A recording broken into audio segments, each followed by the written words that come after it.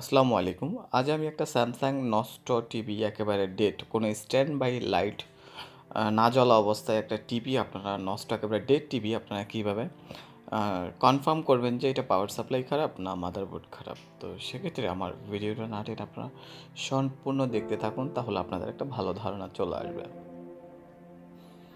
তো এই টিভিটা আপনারা দেখতে পাচ্ছেন যে পাওয়ার সাপ্লাই, আমি টোটাল টিভিটা খুলে নেওয়ার পরে ভালো করে আসলে চেক করে নিতে হবে। আপনাদের একটা ডেড টিভি প্রথম যখন আপনি খুলবেন, সঙ্গে সঙ্গে আপনার যে বাসার যে মাল্টিপ্লাগ, এই মাল্টিপ্লাগের লাইন আপনার ঠিক আছে কিনা, সঠিকভাবে কন্ট্যাক্ট হয়েছে কিনা, তা আপনার প্রথমে চেক করে নিতে হবে। সেকেন্ড টাইম হচ্ছে আপনি টিভিটা খোলার পরে, তাও আপনি মাল্টিপ্লাগের যে এসি কর্ডের যে পোর্ট থাকে, হেড থাকে, হেডে আপনি 220 সাপ্লাই এসেছে কিনা ভালো করে চেক করে নিতে হবে।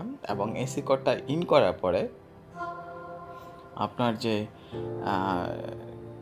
400 বা 400 ভোল্ট, যেটা আমি ফিল্টার ক্যাপাসিটার বলি, এই ক্যাপাসিটারের সাপ্লাই আছে কিনা দেখে নিতে হবে। এবং না হলে যে 3.3 যে স্ট্যান্ড বাই সাপ্লাই থাকে মাদারবোর্ডের, সাপ্লাইটা ঠিক আছে কিনা আপনাদের দেখে নিতে হবে। আমি আসলে ভালো করে যে স্ট্যান্ড বাই সাপ্লাই 3.3 যে স্টেপ ডাউন যে ট্রান্সফরমারটা দেওয়া আছে, আমি ওটার মেইন ফিল্টার ক্যাপাসিটারের সাপ্লাইটা মেপে নিচ্ছি। 350 ভোল্ট ক্যাপাসিটার এবং ইনপুট এসি 220 ভোল্ট ইনপুট ঠিক আছে কিনা তা আমি কনফার্ম করে নিচ্ছি। তো সেক্ষেত্রে আপনারা দেখতে পাচ্ছেন আসলে মূলত পাওয়ার সাপ্লাইগুলো যখন একটা ডেড টিভি আসবে, আপনার মূলত প্রথম কাজ হচ্ছে এসি ইন হয়েছে কিনা এবং ফিউজটা কাটা আছে কিনা এটা চেক করে নিতে হবে। যদি এগুলো সম্পূর্ণ ভালো থাকা সত্ত্বেও যদি আপনার সাপ্লাই না আসে, তাহলে সেক্ষেত্রে আপনার অসিলেটর ড্রাইভার আইসি খারাপ হতে পারে বা মসপ্যাড খারাপ হতে পারে। তো দেখে নিই এটার কী খারাপ হয়েছে, তা আমি বিস্তারিত আপনাদের মাঝেই তুলে ধরবো। আপনারা দেখতে পাচ্ছেন মিটার দিয়ে ভালো করে কনফার্ম হয়ে নিচ্ছে। তো আসলে একটা টিভি খারাপ হওয়ার কিন্তু অনেকগুলো কারণ আছে। আমরা যারা টিভি ইউজার, যারা ব্যবহারকারী, তাদের ম্যাক্সিমাম টিভিগুলো কিন্তু দেখা যাচ্ছে স্ট্যান্ড বাই করে রাখে, লং টাইম ডিউটি পেয়ে থাকে প্রত্যেকটা পাওয়ার সাপ্লাই। তো সেক্ষেত্রে আমি বলবো যারা স্ট্যান্ড বাই টিভি রাখেন, স্ট্যান্ড বাই না রাখাটাই বেটার এবং পাওয়ার সুইচটা অফ করে দেবেন।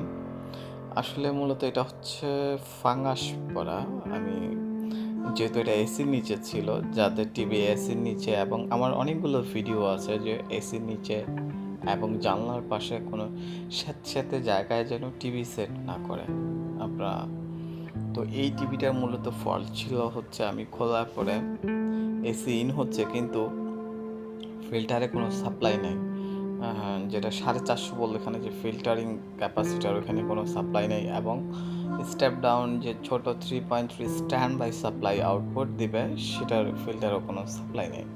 তো অনেকগুলো জাম্পার ছিল, জাম্পারগুলোর লেগগুলো জলীয় বাষ্পের কারণে ঝং পরে ড্রাই হয়ে যায়। তো সেক্ষেত্রে আমি ভালো করে দেখে নিচ্ছি কয়টা জাম্পার পুড়ে গিয়েছে। আর এই জাম্পারগুলো সেট করার পরে আমার টিভিটা অন হয়ে যায়, আপনারা দেখতে পাচ্ছেন। তো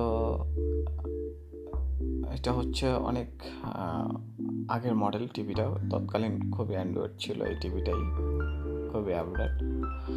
তো আসলে এই টিভিটা অন হয়ে গেছে মূলত।